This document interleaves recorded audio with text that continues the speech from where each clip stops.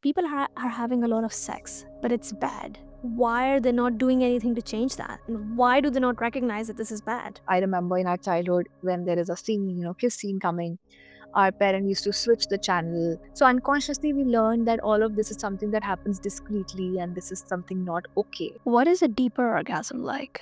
How do you see, how do you feel the orgasm? What is the intention? Like the intention is superficial, okay, I'm just physically touching myself, I'm to get relaxed. But is it like in a meditative state? You are using your sensuality, touching yourself in the non-genital areas, feeling every aspect of it, and very slowly and gradually getting deeper and building that up. So, that raises the level of the intensity. How do you prepare for marriage in terms of sex? People prepare for their weddings. Some women have their weddings figured out since they were 12. Where can they start in terms of preparation? Thank you for being here. Welcome. I'm really excited about our conversation. Thank you for calling me, Coco. After a lot of, talking, we are finally here. Yeah, it was a bit of a journey to schedule and find each other. And I haven't spoken to a lot of people from India yet on the podcast, actually. So you're one of the first. I've interviewed a couple, but not a lot. So I hope that I can have a lot more people who specialize and talk about sex and sex ed from India because I feel like we're very similar. India and Pakistan they are nearly the same except some differences, but I feel like the experiences of people are very relatable. Very, very. They are very relatable, yes. And I don't see Pakistan as very different from India. It was like, we were the same country once upon a time. Definitely. Um, would you like to introduce yourself just very briefly for the audiences who haven't come across your work yet? Okay. So, first of all, my name is Aashita Khanna. I'm a licensed clinical psychologist and a sex therapist. So, I've done my specialization in sex therapy from the US. So, I'm a clinical psychologist who specializes in sexual issues, male, female, intimacy, pleasure, relationship issues. So, that is where my main interest lies. But I'm also a clinical psychologist, so mental health, sexual health, I cater to everything. Why did you decide to do something in intimacy? Oh, the story goes long back. So when I was in class 9, probably long back, even in 6, 7, out of curiosity, people used to read those magazines, the sex columns in the magazine. Because at that age, we were curious about sex. But my curiosity went abroad. I used to, learn about sexual health and topics since that age. Then I came across Dr. Mahindra Vats. He's a very famous, renowned sexologist in India. He also have a Netflix documentary in his name. You can watch. It's a very nice documentary. He's no more. He passed away a couple of years back. He used to reply to people's concerns in a very sly way, but his work revolved around helping others with sexual issues. So In a sly way. What do you mean? in a very intriguing, quirky way. He used to answer the sex questions because the questions were asked in such a way. So I would really, recommend you to watch that documentary. It's Dr. Mahindra Vats on Netflix. So that is how the interest developed. But I did not have bio, so I did not wanted to be a psychiatrist, who would just give medicines for sexual You health. mean biology? Huh. But yeah, I did not have biology in my class 12, so I did not want to, and I didn't want to become a psychiatrist just to give medicines for sexual health. So I found psychology very near to how I can cater to sexual health in the field. So I did my bachelor's, I did my master's, and that's where people just stop their studies. I did my 5 years of college, and then there was no satisfaction that okay, I can do this, but I cannot practice this in the long run. I could see that if I keep be a psychologist, I would probably not do it after 5 years. And I had this interest in sexual health. Then there is MPhil in India. So MPhil is a 2 years practical degree wherein we practice in the hospitals to call ourselves clinical psychologists. Even in that, I could not, was satisfied with the sexual health being taught. So because I come from a comfortable family, I'm blessed. So I did my studies, the certification from the US, got these learnings, and I specialize in sexual health now. Very few people in India are sex therapists, trained sex therapists, I would say. So that is how my life journey comes here. The reason I ask is because exactly that there's very few people who specialize in intimacy. And in Pakistan, actually, we don't have a lot of sex therapists. I don't think we have any sex therapists. We do have um, women and men who specialize in, you know, they're mostly gynecologists, and by extension, they offer other services as well. And a lot of times, when people have any challenges to navigate their intimate or private or sex life, they go to psychologists. So it's very branched out, but because I think by definition and because of the culture, people are afraid to use the word that we're intimacy coaches or afraid to use the label that we're sex therapists.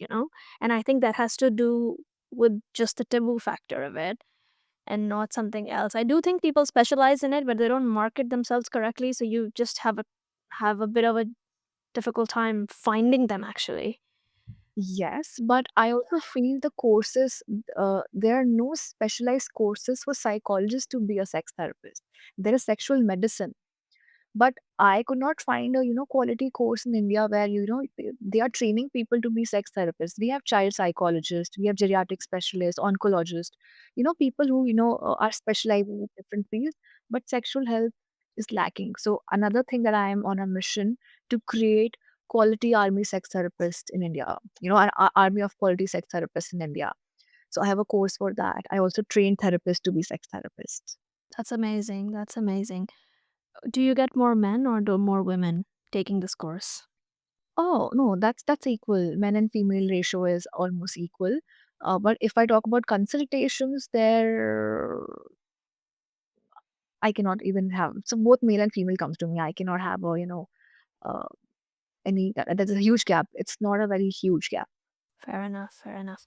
So, I'm really excited to have this conversation because I've read and studied a lot about sex. There's a reason I have a whole podcast just dedicated to sex, and that's also because of past experiences and trauma and abuse as a child and all those things. And it's really difficult to find your place in your own sex life. It's really actually very difficult to navigate that, Mhm. especially if you have all of these traumas, and then especially if you come from a background where it's difficult to talk about this. Even if you have no traumas, it's just difficult.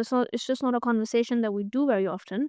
So while you're growing up, anybody who has any knowledge of sex is either coming from the internet or from your friends, or you just it's self-taught, you know and a lot of times I think that in my case, sure, that I had a lot of history with trauma and abuse and those things, and it makes it very, very hard to be physically comfortable. But I think for a lot of us, it's also the fact that we grow up with a certain conditioning, and it takes a lot of time to unlearn that.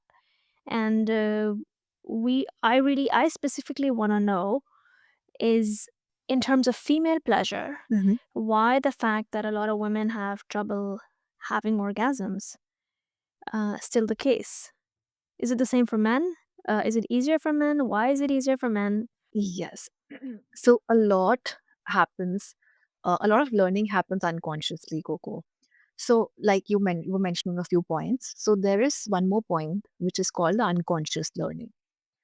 The present sex education model which we have in India and it's all around the world.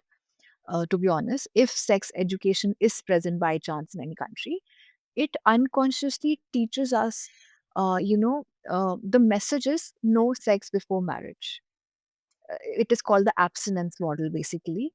It is unconsciously teaching us that sex is something that should happen after marriage. This is the first thing that I want to point out. Even in Western countries, I doubt it. Really? Yes, yes, I'll explain how. Because when whatever the sex education curriculum includes, it includes about the physiology, the anatomies, the reproductive health, safety. They also teach, they relate sex with, infections, HIV, pregnancy tests. So this is the way it's being taught. So there is a fear associated with sex unconsciously. Imagine you're teaching something in a way that you're relating sex with infections, sex with pregnancy. If you get pregnant, your character will get hampered. It's not a good thing. But This thing should be taught in a different way. There is a way to be, sex education to be taught. So the sex education should be taught in a way wherein you are preparing everyone to have good sex, and this is not the message they give. They give something opposite. Unconsciously, they give a message that sex is not good, but all of this is happening unconsciously. You know, so our mind relates sex with something negative, and that is why we don't relate with our bodies well. What should be the ideal curriculum of sex ed? That will be a whole different conversation altogether. If we get time, we'll definitely tap on that. Why is that the case?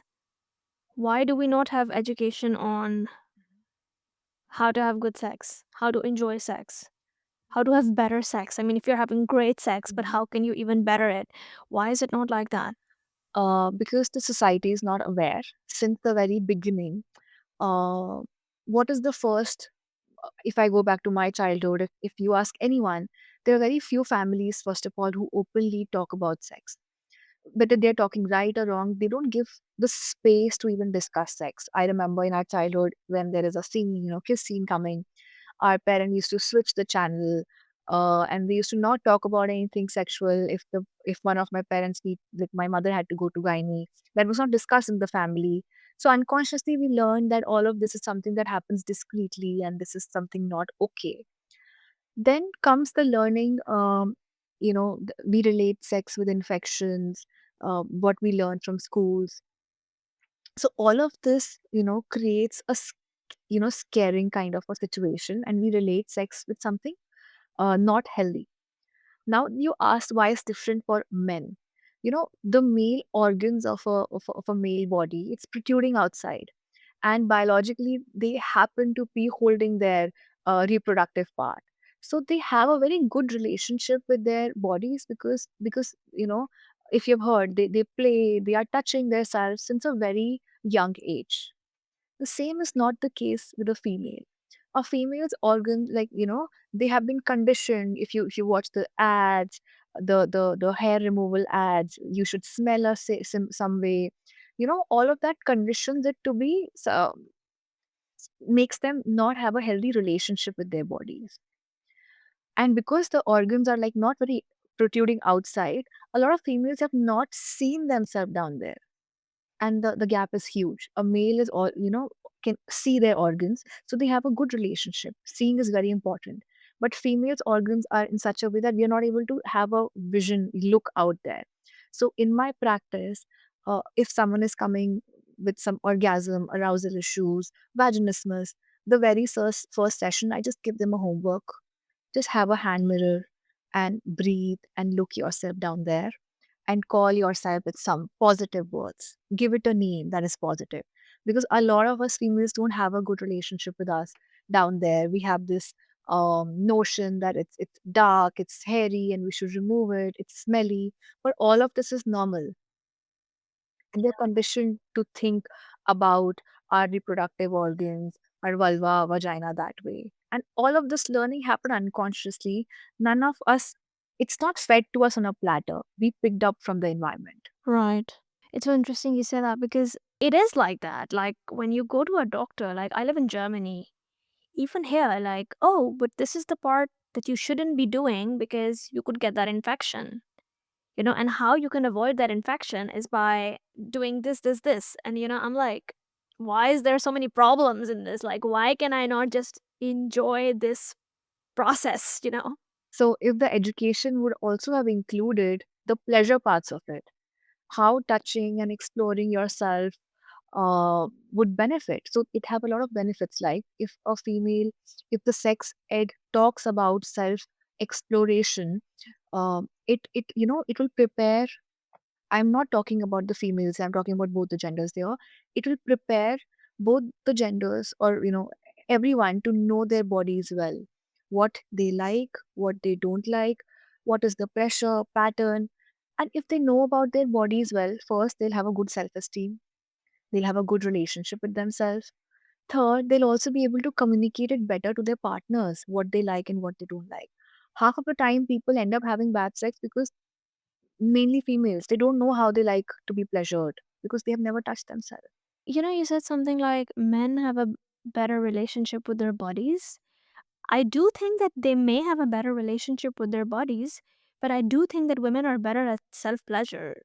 I mean, those who can do it. Like a lot of men, there's actually numbers about it that women actually don't need men to orgasm. Yeah, that's right. That's the truth. Yeah. And it's true that a lot of them don't have a healthy self pleasure practice, but for those who do, they just don't need a man anymore. They're like, okay, we can do this on our own. Why do we need you?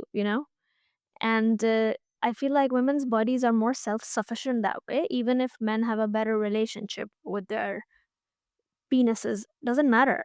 But that's just my observation and my understanding. I do think that women do have a relationship with their bodies at some level. Maybe it's not as explored. Yes. So once they are exploring, so they need some awareness. They need some push to, be self-aware.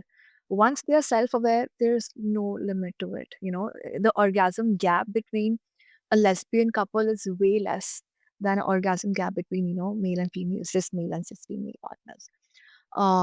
Because a female is able to understand her body, so she's able to give better orgasms also to her partner. So the sex is more satisfactory there. I won't say that a female might not need a man. That is true, but I just feel that the skin to skin connection, that emotional bond.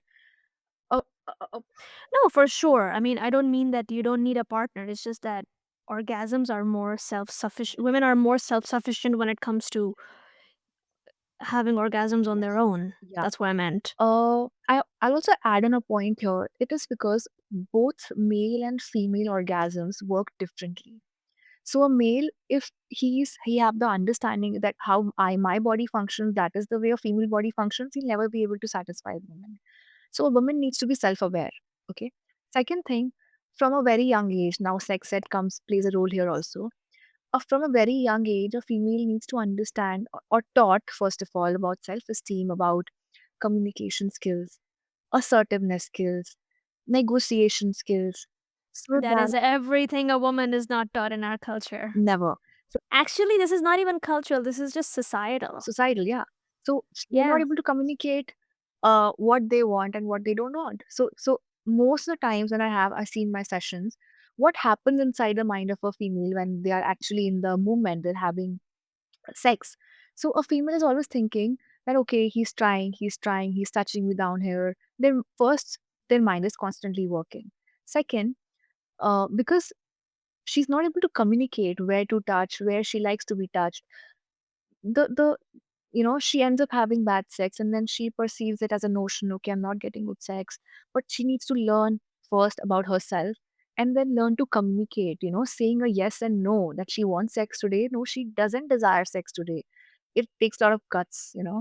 People are not very assertive to say no when they don't feel like having sex, and lot of damage happens when you end up being uh, in a sex, in a pleasure, or when you end up doing a sex that is not desired by you, and the end result is that you end up being repulsive towards sex in the long run. In the short run, you're thinking, okay, if I'll say no, this might end up in a conflict, in a fight, or but in the long run, you're doing harm to the relationship, to yourself. You'll be repulsive from sex. So these skills of saying a yes, a no, where to be touched, how to be touched are extremely important. right. Why are so many people having bad sex? And why don't they no, I mean, why do they not recognize that they're having bad sex? Like why do they not know that this is bad? And of course, you've given a lot of reasons, but it's just like people are having a lot of sex despite the reasons that you've given. Everybody's having a lot of Yeah. sex, but it's bad. Why are they not doing anything to change that? And why do they not recognize that this is bad? Like, how do you tell that you're having bad sex? You're talking about female perspective here, right? I mean, I'm thinking in general. Like, a lot of couples are having bad sex. I feel like it can't just be the woman, right? It just can't be the fact that okay, well, this woman she can't communicate. That's why the couple's having bad sex. I feel like it's both people. No, I think it's also the awareness. A sex can be good for a man and bad for a a female, and vice versa. But I think vice versa is very likely to be true because a male body functions differently. Male orgasms function, differently.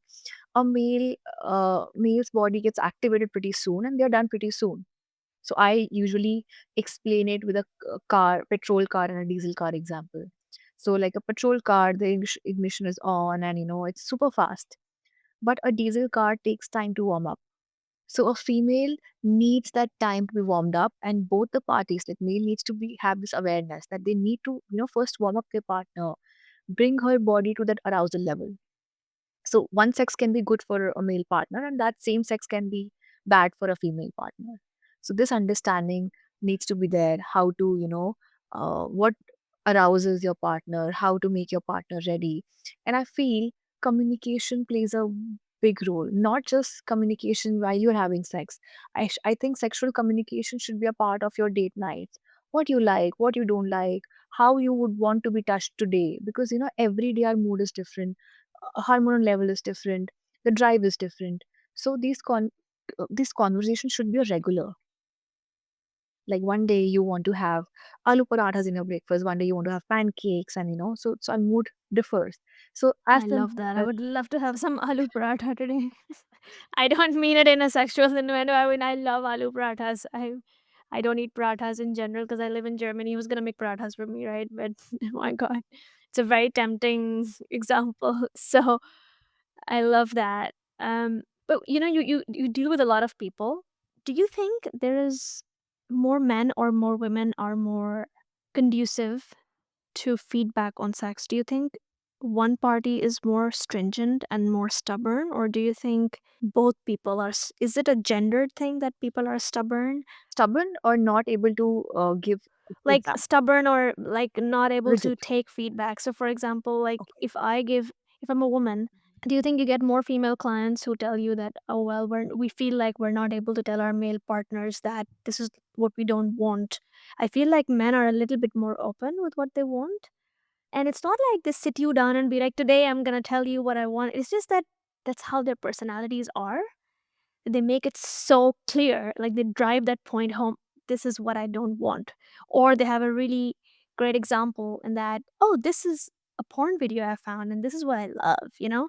And I don't see a lot of women having those examples because I think we don't relate to porn like that. But you know what I mean? Like, do you think between couples, one person is, or is it a gendered thing that one gender is more stubborn to receiving feedback? So Coco, the question that you just asked, I see two aspect of it. One is how people take, like how people give feedback, and the other is how people receive feedbacks. And both are, you know I would say, they gender come plays a role here, as what I've seen in my practice. Because males are like, they have an upper hand in the society, they're dominant, they are very, like, they are open to talk about anything. And it's not the same learning for a female, you know in terms of sexual health also, or any issues. Female don't have the voice, like I'm talking in the larger picture. So females have this learning that their sexual pleasure doesn't matter much. This is Right. a unconscious It's learning. a woman thing, yeah. Yeah, it's like their main aim or their main job is to satisfy a partner, and that is the learning that's being forwarded.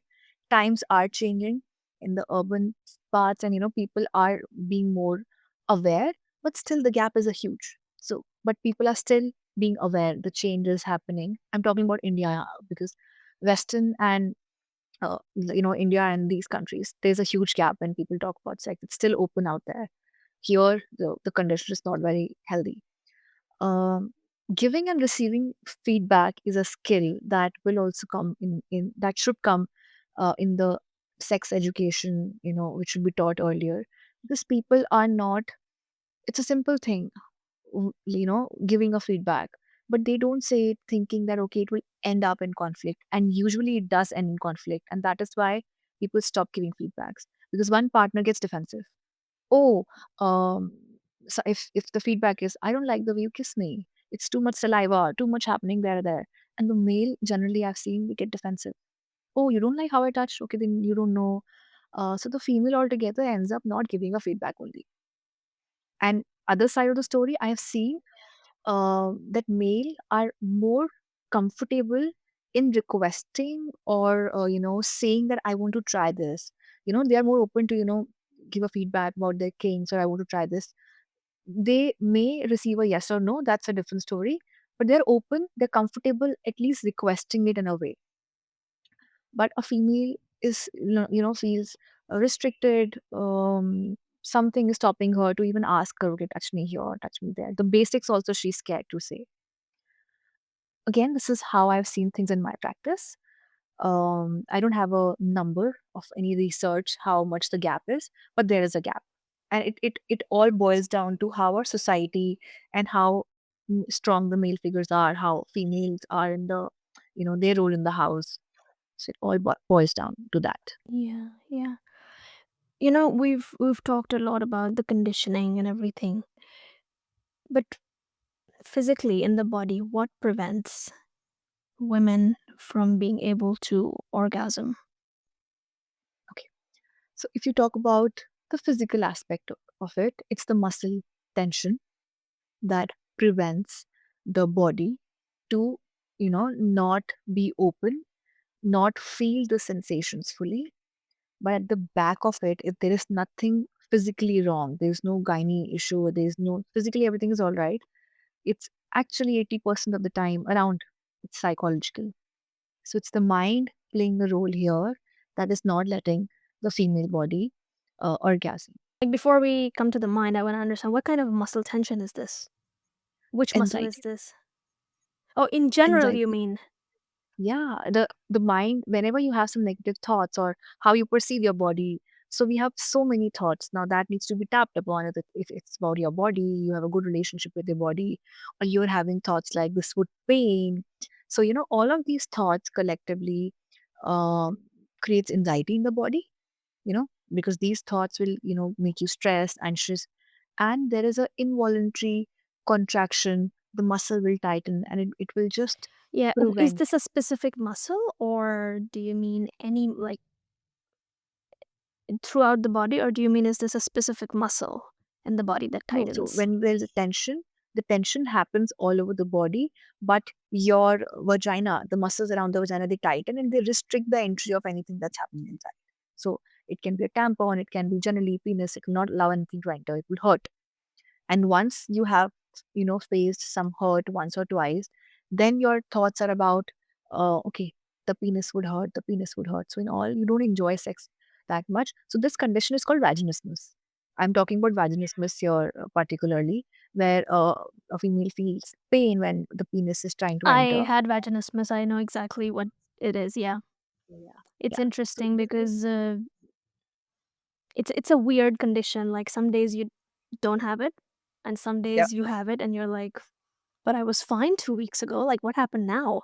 And it's literally the level of stress in your life that's collecting within your inner thighs and you don't realize that. I mean, you I realize that now because I'm so conscious. I've yeah. done exercises and everything, so I know exactly. But in the beginning, like 5 years ago, 10 years ago, if you would have asked me, I would have Hmm. not been able to recognize that there's any tension. So, hmm, So yes. it's very So weird. we do have, again, every individual is different. So it's like a mystery to be solved. So exploring, where is the blockade? Is it because of sexual trauma this is happening? Is it because they don't have a good relationship with their body? So where is the blockage? That needs to be tapped on. So scanning the whole body, where is the tightness happening? Where is the trauma stored? So it is a whole process. If I have to answer in very general, say that why are we female not able to orgasm? Where is the physical blockage? I would just say first, they have not explored themselves enough.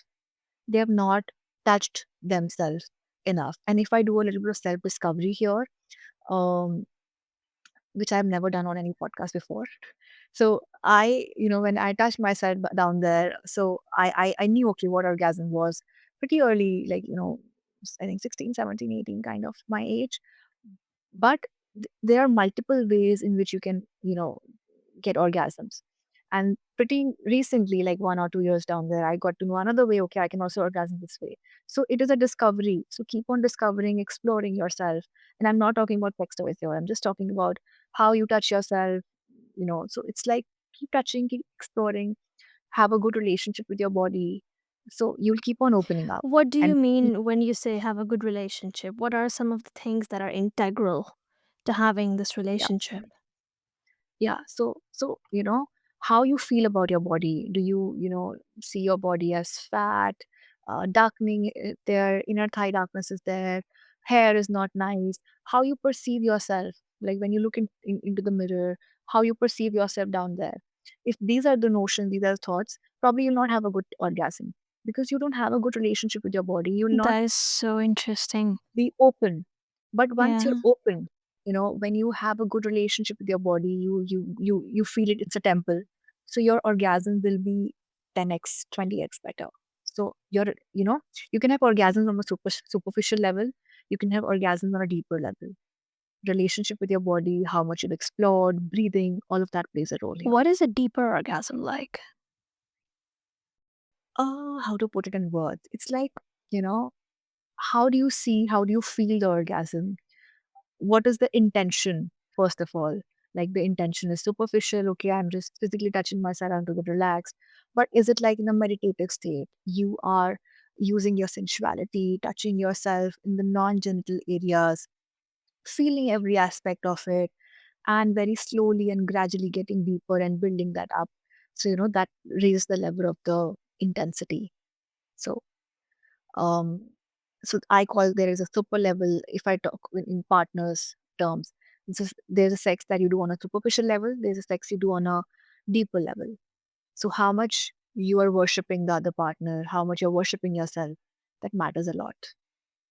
Is it like a chore, or you're actually worshiping yourself? I really believe in setting intentions in general in life, but I feel like if people have sex with the intention to have an orgasm, it's not good sex. It's just very outcome driven, and it's so weird because this is the only thing I feel like don't set an intention to have an orgasm, because the minute you do that, you're just going to be doing this thinking this is some means to an end. This is a this is like that. It's just outcome driven and you're just having sex. But maybe you feel differently. I'm not sure. Yeah, I don't think that people should schedule sex or schedule the fact that they want to have an orgasm. I don't know. Maybe it's a good thing to have this intention, but I it doesn't work for me. Everybody's different. So we're on the same page when you said that we should not think about having orgasms. So how I see it as, to enjoy, orgasms, sex. Do not think about the destination. Make the journey beautiful. So think about the journey. Do not think about the destination. So that is how sex should be. And when you talk about scheduling, definitely the spontaneous moments are much, much better. But in the busy lifestyle, people are so busy scrolling their phones, working, they at times forget to connect with their partner. So scheduling helps in those times when they have actually, there's a disconnect between the partners due to work, due to some conflicts. So at that time, to No, rekindle the fair pleasure. enough. So Yeah, I scheduling feel helps. like we Mhm. should schedule date nights. We should schedule intimate time. We should schedule time together and see Yeah, where and that organically takes end you. up. Yeah. Yeah, Versus, oh, let's have like a lot of my friends have actually told me, yeah, we discuss in the morning or in the evening if you want to have sex, because some of them have kids, right? So people are like, we have to really actively make time for this because we don't get time. And I appreciate that. Like, people should make time for sex even after they have kids. But I just think that it's just very outcome driven. Maybe it works for people who have very busy lives, who have children, they don't get a chance to have so much intimate time together, and when they do have it, they want to make it count.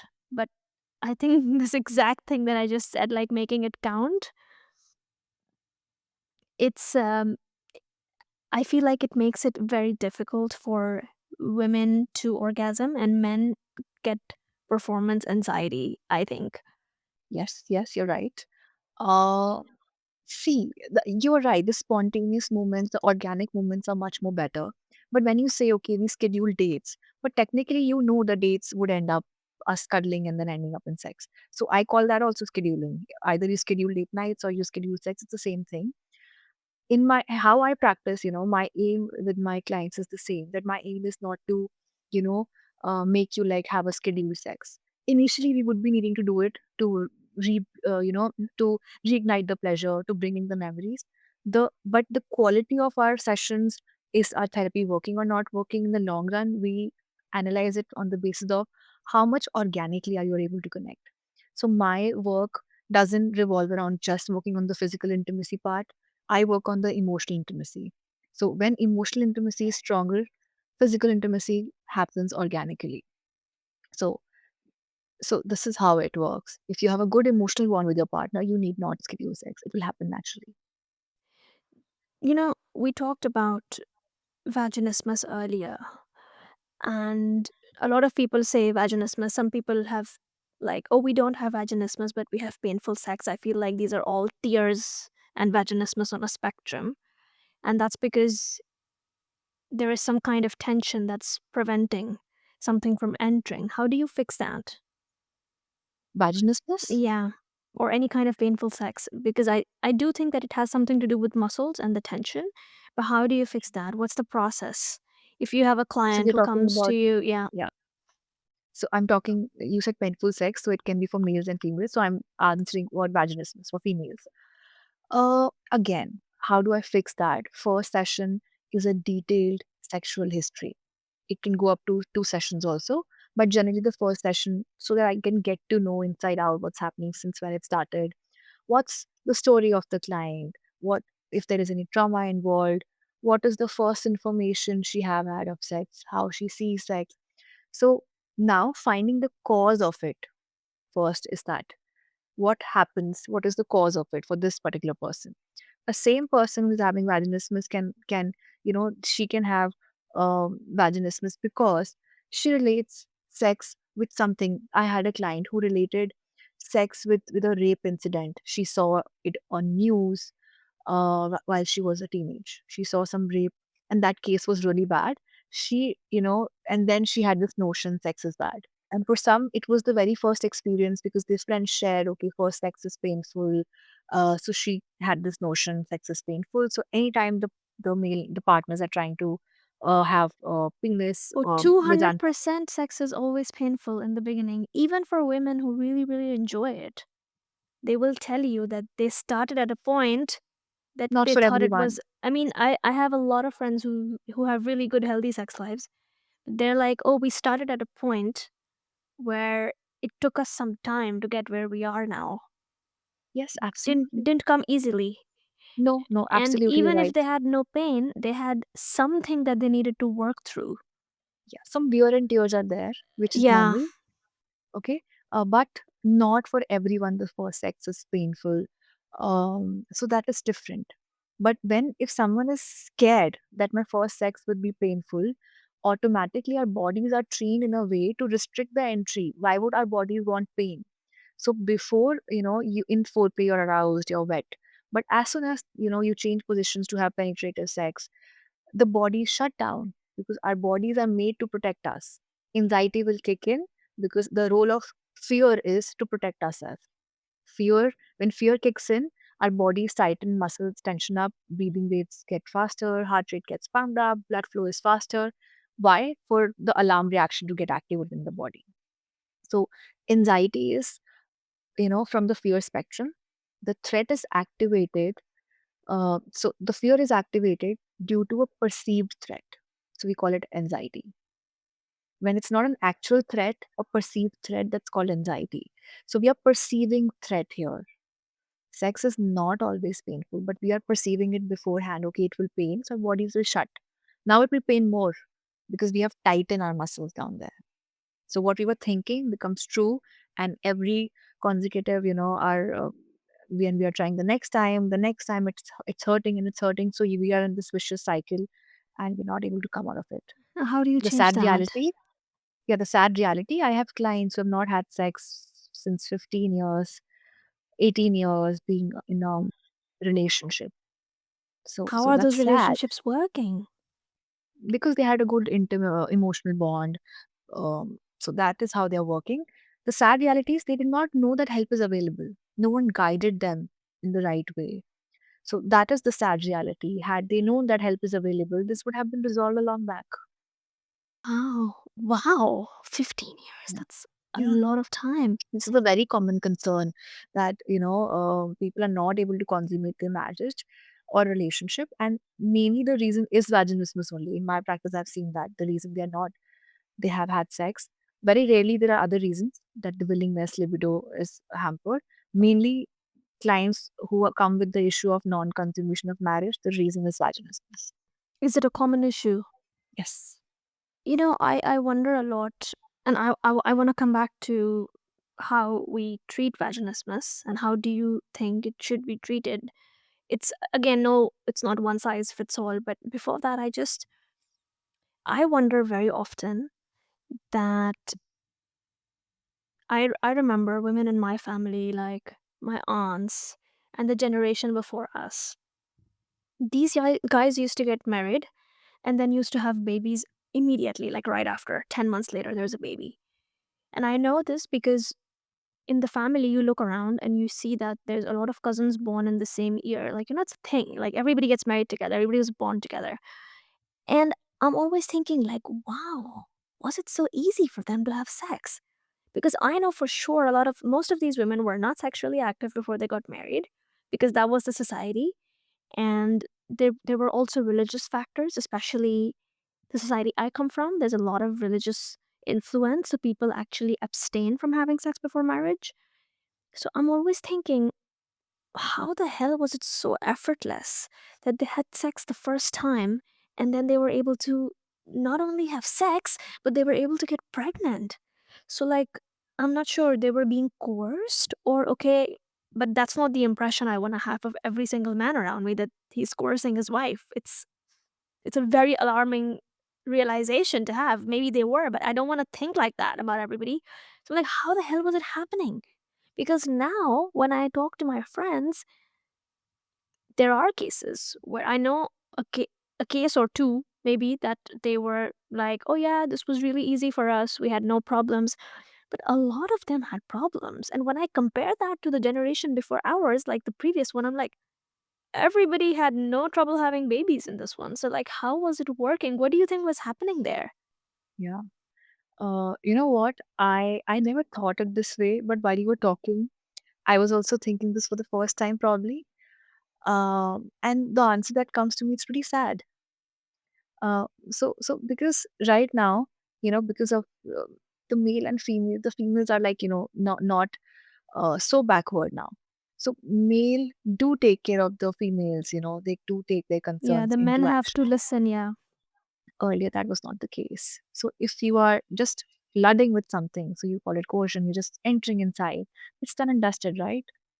See, vaginismus is the one-time thing. If the Yeah, flooding but is happening, you have to be a very vicious partner to yeah, ignore that because if somebody has vaginismus, it's impossible to penetrate. And if you push, they are screaming or they're shouting, and it's just a horrible thing to go through. Like, it's absolutely unbearable. And people respond to that.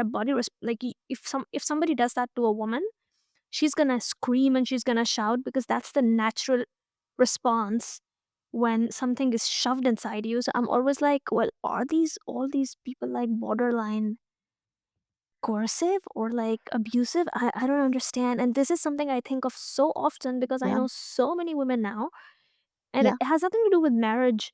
It's just that some women are like, oh yeah, we had sex for the first time at 21. It was very painful, got better at 22, completely single, sex outside of wedlock, but the body takes some time. And I'm like, this was a wonder. Like, it's a huge question mark for me. How did you they start? learn the hard way. Yeah, how did you start on the wedding night? Had sex, Now you not would call just. it marital rape. Yeah, Earlier, that was not the this term. is exactly, and this is just. I think of this very often, and I'm like, this is just so insane. Yeah, because it's a lot to go through physically. Yeah, yeah. So now they learn the hard way. Going through the pain. Okay, pain hota hai, that's normal. That's normal. Karte karte, like trying, and then you learn, okay, how to relax your body. So flooding is a technique that if you're anxious of something, just go for it. Like, the bungee jumping, the falls, if someone is scared. So that's flooding. You don't take like work in smaller bits, you just jump. Oh, I would love to recommend people to do that with vaginismus. It's not possible. It's not. Because I know this from personal experience. Like, I've tried it. I've tried it on myself. Yeah, it doesn't Yeah, work. it will not work for clients with vaginismus. But what I'm saying is, that our previous generation, if they had vaginismus, they did not know that this is a problem, so they learned it the hard way. So at that time, a female is being seen like if she can provide an offspring, she's a good female, she's a good partner. She's That's a why good she woman. got married Yeah. into. And if she's saying it out loud that I'm not able to provide an offspring, that would have been, it would end up in divorce. So she took that pain, to provide an offspring. Oh my God. This is unbearable pain. Like, I speak from experience. This is insane. And you cannot even be flooding yourself. It's not possible. Like, if it's a man doing it, it's a vicious, evil, wild person who's doing it, but you can't even do it on your own self. I might be like, oh, well, it's my body and it's my consent. No, you can't do it. It's just so freaking painful. Like, it's just not possible.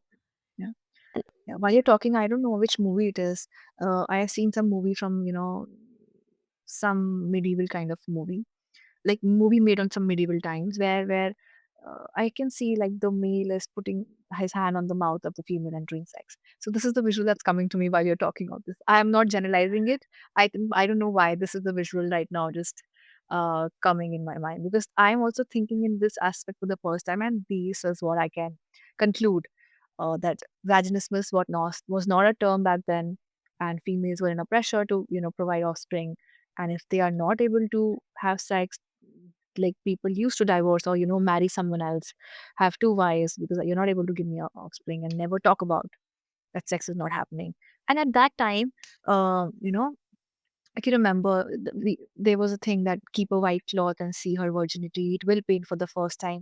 So it was a given. They had this thing as an accepted fact that it would pain.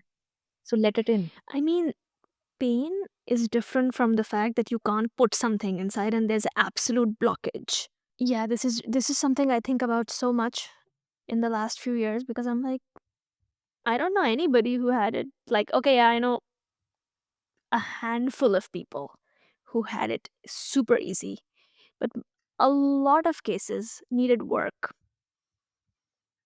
Even if it was not vaginismus, it was something. It was something. It's just like if you haven't used an organ in your body for 20 something years and then one fine day you decide to put something inside, it takes a little bit of work, to get there. And it's just that simple, yeah. How do you actually treat vaginismus? Yeah. So first, like we discussed, finding out the cause, because that is where the treatment will revolve. Finding the right cause for that person. But if I talk about the general treatment, it will also include a lot of, um, first getting self-aware about their body. I will not jump into, let's try the dilators, let's try this. No. First, start loving your body. Start with the non-genital touches. Be comfortable with your body. Start touching the vulva, the clitoris, in the coming sessions, and then I would slowly progress with teaching my client some breathing techniques in the session, you know then helping them understand what type of touch they love. We would do some exercise in the session itself, on the non-genital areas, that this is the pressure, this is the touch, how you should touch yourself. So, helping them first understand and love their bodies, and love the part that they should like themselves touching, because a lot of the clients who come with vaginismus, they have had orgasms also. So first, helping them reach that level through clitoral stimulation. Then, because not everyone enjoys penetrative sex. Not everyone have orgasms while I don't fingering, know a or single woman. Okay, yeah. this is a So bit of an overstatement, but I don't know more than again a handful of women who are like, oh, we love penetrative orgasms. Most of them like clitoral orgasms. yeah. So how this is another question. So this can be answered, when you are in a position where you're having penetrative sex and your clit is also getting touched or rubbed. Stimulated, yeah. Yeah. So that is how you can enjoy penetration more. But coming back to the answer, how do I treat vaginismus? So this is the steps I follow. Taking it very gradually, then including the steps if they cannot. I usually don't ask them to use dilators. We start with fingers, small finger, big finger, if they are okay with dilators, because when dilators come into role, they get, averse. Say, okay, it's something medical, it's something foreign. So we start with fingers, and then I also involve partners in it. After a few sessions, we do sensate focus with the partners. The whole touching thing, get comfortable with your partner, then including breathing exercises, how to, helping the client learn how to be relaxed when something is inside your body. Even if it is this much part of your finger, just let it be in and learn to be relaxed. So taking it in a very small step, when helping the partners also understand the journey, and help them understand, okay, yes, this is the problem and you'll get out of it. Just be patient. So it's a teamwork. Yeah, no, absolutely. I was gonna ask you what role partners can play here. Although I do think that a lot of treating of vaginismus is something that you do for yourself. Yes. Um, Partners do play a role. they definitely play a role. Although I do think that if somebody suspects that they have vaginismus, it's worth treating it without waiting for someone to come in and offer that support. Of course, that support it's integral, and it can really speed up the process, and you have some certain level of trust and comfort. But I feel like a lot of women know that they have vaginismus. It's just they wait until somebody comes along to act on it, and it's more stressful then, because then you're like, oh well, now I have this whole condition, and now this is affecting my a lot of I feel like a lot of women already know that they have something. Um, it's I would be surprised if in today's day and age somebody came and told me that, oh, we were trying to have sex and we it was a complete shock for me that I have this. Unless they're 18, I think most people know that something is up. And yeah, I would say again, urban people who are living in the urban cities might know, but not everyone knows about vaginismus. If they have not reached to the right person and right guidance, um, not everyone knows about vaginismus. So, had they been known, why are not they are not able to consummate their marriage for 10 years? oh, after marriage it's a huge question mark if you can't have sex.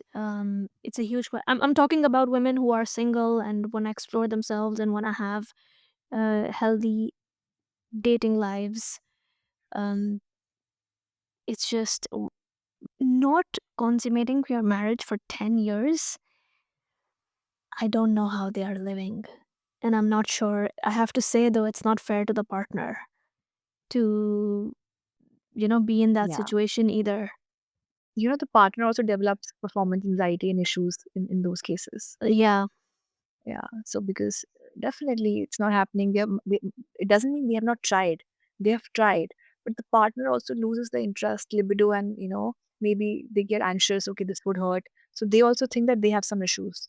They also at times develop performance anxiety, or in other rare cases, their libido goes down after a point of time. Yeah. That And because they yeah, feel मुझे करना ही नहीं है. Like I don't want to do only.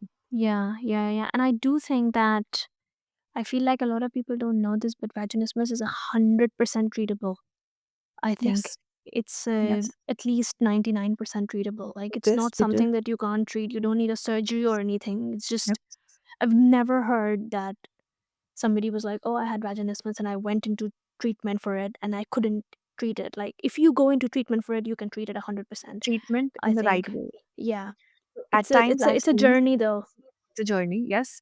So at times I've seen people who went into the treatment, they just took the behavioral aspect of it. What I mean by behavioral aspect of it, just trying the dilators and all of that stuff.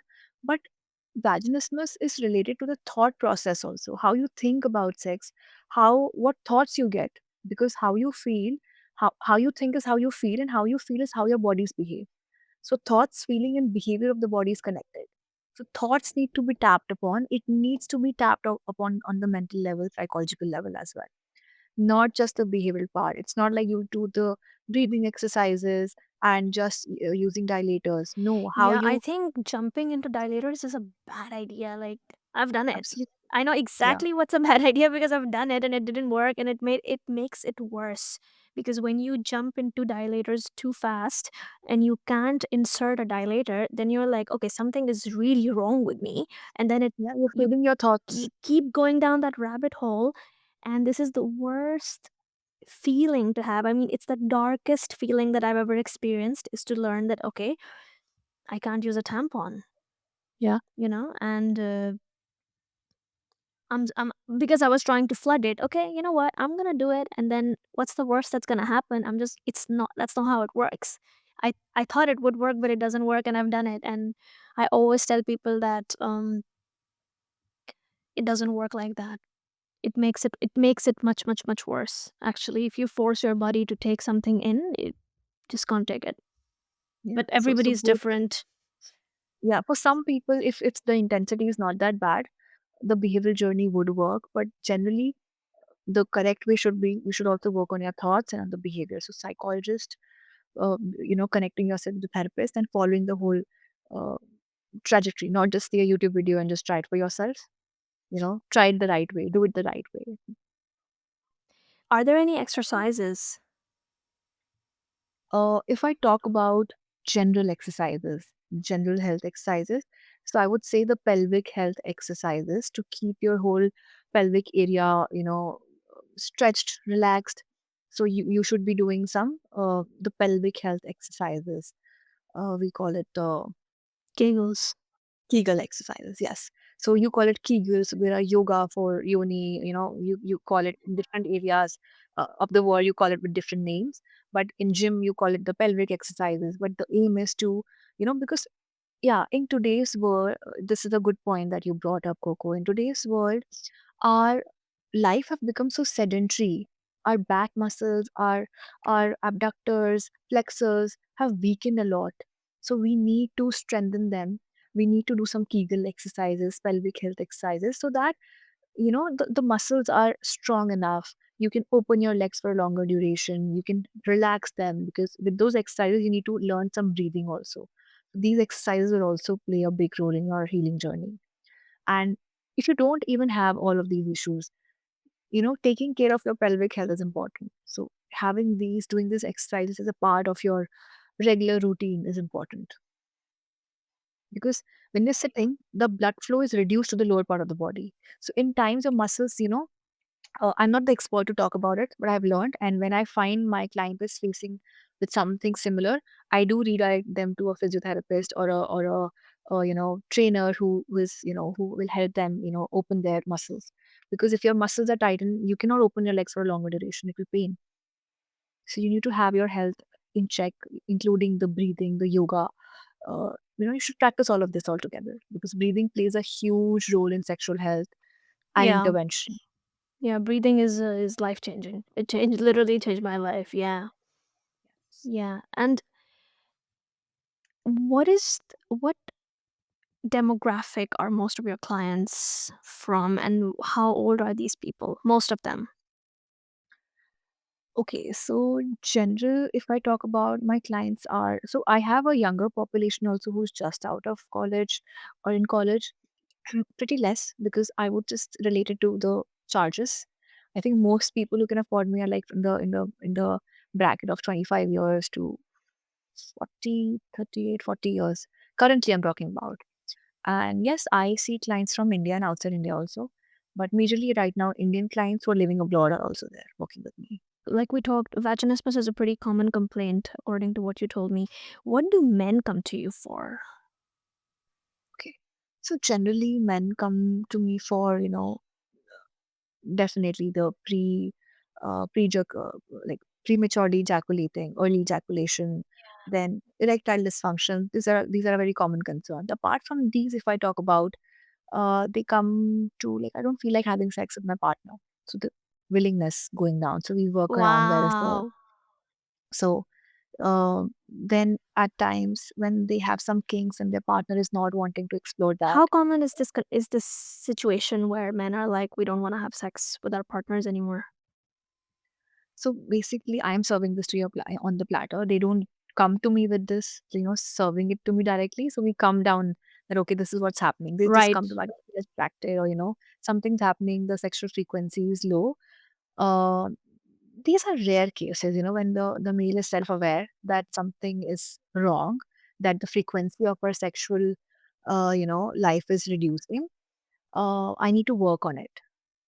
So this is called desire discrepancy, when the desire levels of two partners are different.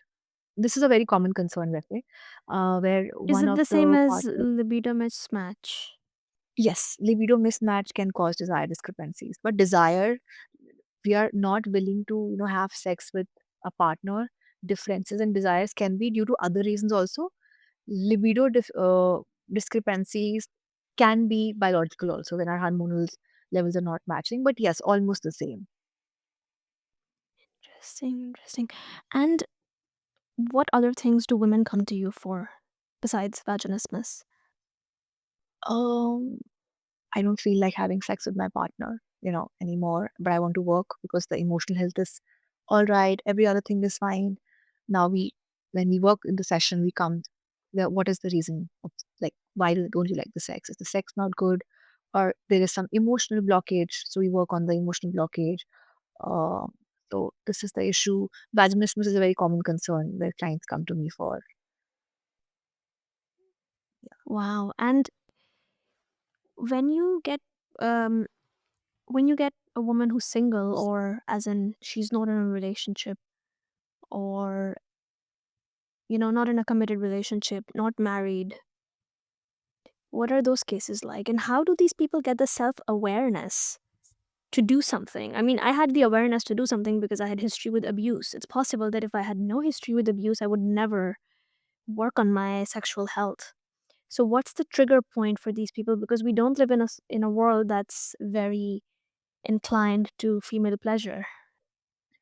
Yes. So generally, people with who are not married, first of all, they come for the general sexual education. When they think, okay, I think I'm not able to orgasm well, is there some blockage? So these kind of questions. Then, will I get pregnant? I had this, how to be safe? These kind of problems. But these are not many cases. Then, when a female is in a non-committed relationship, issues like my partner is not able to stay erect. At times they comfort this also, that what do I do? Is Do I have a problem? They have a problem, but these are rare cases. I would not say these are like very common. Right. And in a committed relationship, everybody's different. I want to give that disclaimer. But is there a healthy number of times to have sex a week? If it's, what is too high and what is too low and what is normal, what is healthy for you? Is there a range? So there's no range as such, Coco. I would say if you're happy with the number that you both, so if you're happy with the frequency of physical intimacy you're having in a week or in a month, if that works for you, if that's not causing any problem, if your overall satisfaction, quality of life is great, then everything is great. Even two partners who are okay with not having sex and their quality of life, satisfaction, marital satisfaction is great, and there's no problem with not having sex also at all. So, consummation of marriage is not a problem unless and until it's not causing any problem in your relationship. If you both are okay, not having sex, not kissing, not touching, not having Really? penetrative sex, yeah, How can if you people be both are okay okay, with that? Maybe they're okay at a conscious level, but subconsciously it's going to do something to you. I mean, no, sex is a. there are rare cases that they're okay. So, first of all, how do we define sex? Sex is not only just penetrative part of it. So people do have sex. They have those cuddling, emotional moments, kissing, touching the body, but they might not like the penetrative part of it. So they can not do it. It happens like when people uh, age, like after 40s, 50s, 60s, the frequency of penetrative sex Fair, yeah. decreases. So we cannot define it that way. Yes. But there are, like, if you're in your younger age also, how often you want to have sex, how happy you are okay, you can define your own limits. So there is no number as such. But do you think that if somebody thinks that they're okay with it, it will still do something to them subconsciously, especially if they're young, if they're in the prime time of their life that they can have sex and they can have a healthy sexual routine. I mean, I'm not talking about people who are on the extreme ends of the spectrum. I'm not saying someone's 14 and someone is 65. I'm talking about people like between 20 to 45, for example. This is the time you can have a lot of good sex in your life. And I feel like if you don't do it, yeah, the libidos are higher. If you don't do it, you are missing out. And if you don't consummate your relationship, and by consummation, I don't mean penetrative sex, but if you don't have a healthy, ongoing, consistent relationship, a sex relationship with yourself or with somebody, you are missing out on that. And I feel like you are losing time. So it will do something to you subconsciously. It does something. It does things to people subconsciously. They might think that they're okay, but it's not like that. I think that's just my feeling from the books I've read and from the people I've spoken to. Yeah. So I will help you explain first this part, what you are like saying. See, I'm a vegetarian, okay? People who eat non-veg, they know how the food tastes. And you may say that I am maybe missing out, but I have my own reasons of missing out. So I am not even feeling that desire to miss out, to not have all those dishes that I've seen but never tried. Those are not tempting to me, no matter how the platter is served, how colorful they look, how they smell. They're not tempting to me because of my thoughts.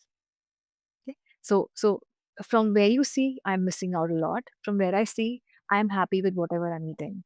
So it is not a problem until I am having a problem.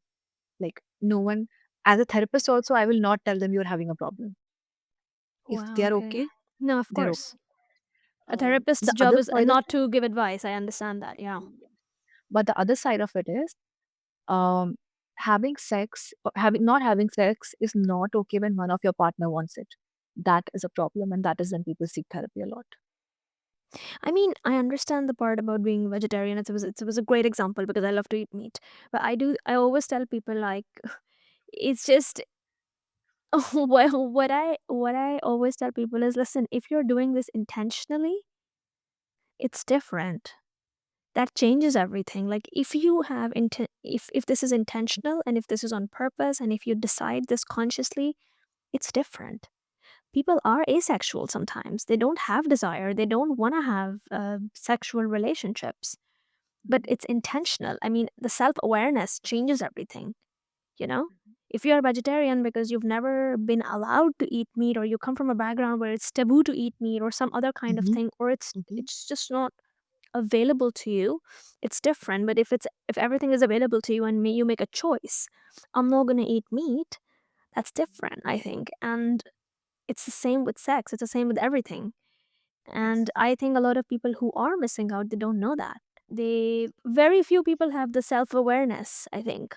Conscious choice only, Coco, because sex is a natural drive. It's in core. We are born to reproduce. So they're consciously making a choice to not have it. Now I'm not generalizing it that they have not had it ever. Like they must have had it at some point of in their relationship, and something did not work out.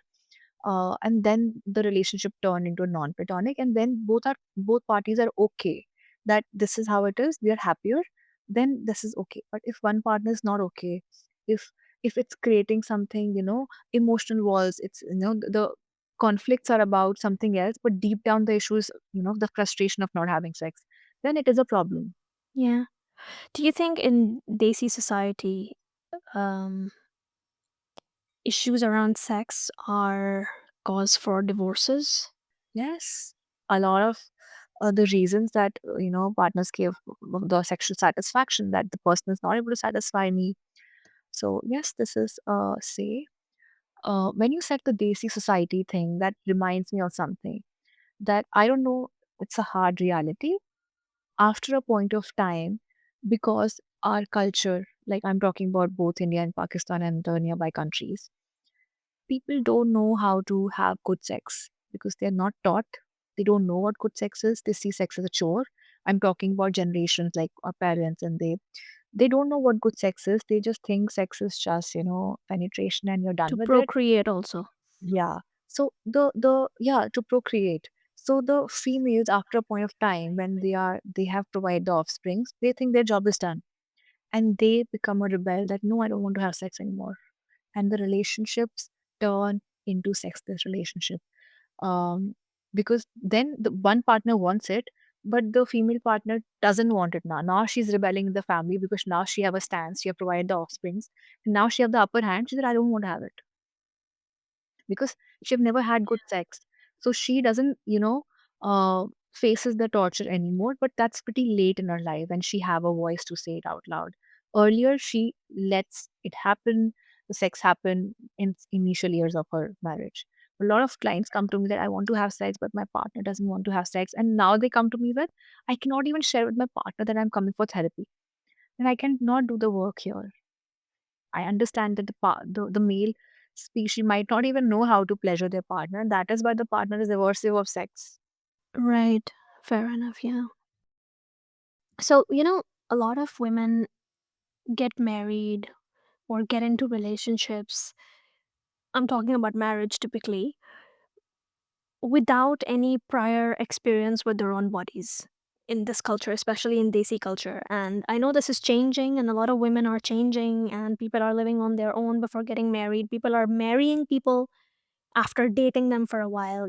It's not so much an arranged marriage culture anymore. It is, but it's changing. But if someone is in that situation, that even by the way, I just want to clarify, even with people who choose their own partners, men and women both, a lot of times they don't have an active sexual sex relationship because a lot of times people don't have the place for it. Like they don't have the education for it, they don't have the means for it, the resources for it. If you're getting married in a situation like that, what's the starting point? I feel like what women are missing in our society very much is a sexual awakening. Like you are married and then overnight you become a woman. You were a girl and then you become a woman overnight. You were living with your parents and you go from being a daughter to a wife. So you have no sexual awakening because they've missed out on that because the environment they were living in did not support that. What is the starting point and what can these people do? What can women in that situation do to make that transition easier? So if the woman is not awakened enough, she not be enjoying sex first of all because she doesn't know what pleasure is. If in case she gets a partner who knows what that is, she might start enjoying it if the partner is a giver and takes care of the sexual health and wants the partner to enjoy it. In that case, the partner comes as a savior and brings her out of that shell and let's awaken, let's get explore together. But there are a lot of times when the partner is also not that awakening because of the lack of education, or he also sees it as a chore. So in that case, the women just take it as a chore, and later in years get repulsive towards sex. Then they don't understand only that sex is something that can help you, uh, they just become repulsive and from sex. At times when the awakening is late, they might not have words to communicate to the partner that I want to be touched here, this is what I like. So all of this, we have to talk about sex, as normal as we talk about, okay, I'm having pain in my teeth, or maybe I need to Yeah, go see a skin specialist. So we need to talk about sex in any way possible, even sharing a content. I've seen people don't comment and share sexual content much because the taboo is there. right. But how do you prepare? How do you prepare for marriage in terms of sex? People prepare for their weddings. Some women have their weddings figured out since they were 12. And families and parents prepare for women's weddings, and weddings are such a big part of our culture. And Yes. entire families are involved in that. What preparation do people need? Especially for women who are actually coming from very traditional backgrounds, because we do have a lot of people, despite being very open minded and despite being open to learning, they are in systems and environments that don't allow them to wander off on their own and be like, okay, I'm gonna start living with my partner before getting married because I want to have good sex. I mean, how many people can afford that? And also, like, how many people will have the, you know, liberty to do that? It's just a huge fight, and a lot of people don't want to put up that fight. And I understand that. Where can they start in terms of preparation? So you don't have to go from being like completely sexually inactive to expecting to being expected to have sex the very first night that you get married. Like, how do you make this easier?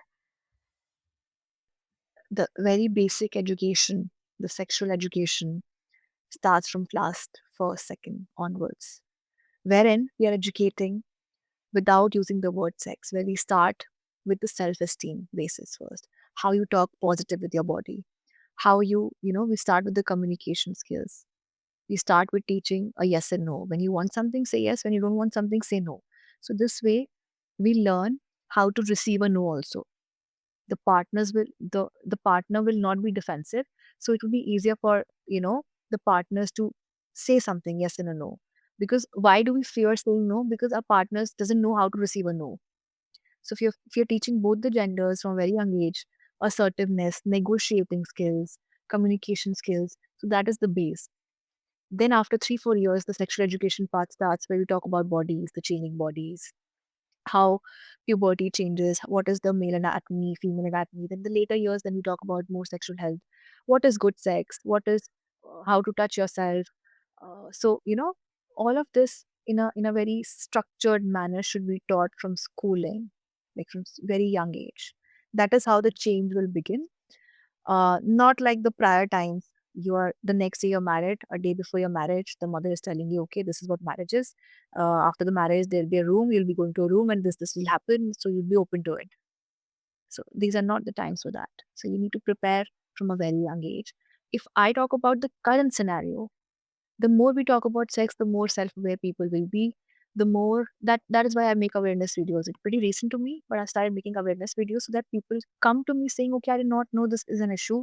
I saw this video. Okay, now I know this is an issue, so I can seek help. Do you think masturbation is a good way to get comfortable with your body? Yeah, absolutely. That's what I meant by self-exploration. So when you touch with yourself, you get to know about where you want to be touched, where what you like, what you don't like. And then, if you're able to orgasm well, it also links to self-confidence, how you feel about yourself.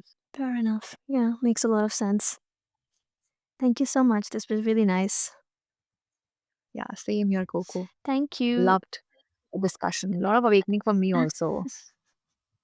I did not intend to paint all the men in the previous generation as abusers, but I do think about it very often and I feel like, oh, this gives me a stomach ache. I'm not sure. It Uh-huh. does affect the Hmm. credibility of a lot of people in my eyes, especially people around me, in my family, in the extended circle. I'm like, how the hell did you guys do that? Your wife was so petite and so small and so tiny like me. Like, how does it work? This is so easy. This used to be really easy 50 years ago, but it's just Yeah, people were living through a yeah. lot of pain and a lot of hell. So, Back then, but I think now the times are changing. yeah, People are becoming self-aware. Male gender is becoming yeah. A self-aware lot and of men how are to, changing as meet well. the Yeah. needs, yeah, needs of their partner. They're catering to it because the women also is becoming self-aware and confident because if he is not catering, the women might have a voice and may leave. So it's happening both the ways. The male is also becoming mature emotionally, and the female is also growing. It's a good change, but I want the change to be widespread. It's not that widespread as of now. Yeah, definitely. Thank you so much.